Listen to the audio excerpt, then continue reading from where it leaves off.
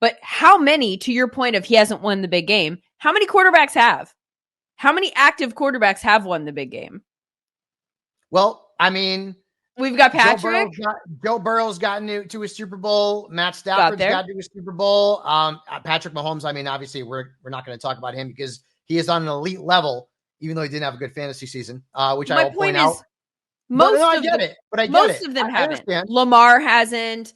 Justin Herbert certainly hasn't. Like Josh Allen hasn't. Like if this is the bar with which we're deciding whether or not quarterbacks come or go, like I mean, wow. Like, and I would also argue, you're saying it's been 30 years for the Cowboys. You know who hasn't been around for 30 years? Dak.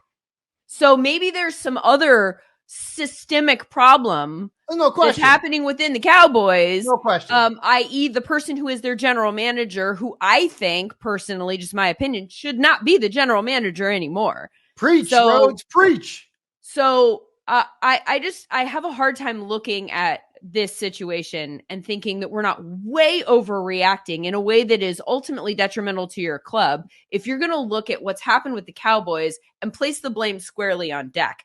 Dak, statistically, last year, led the NFL with 36 touchdown passes. Now, obviously, partially that has to do with the situation around him. The quarterback doesn't get credit for every offensive stat, right? But like there were 36 passing touchdowns. So it was the most in the NFL. He only threw 9 interceptions. That's incredible. That touchdown to interception ratio, right? He was third in passing yards.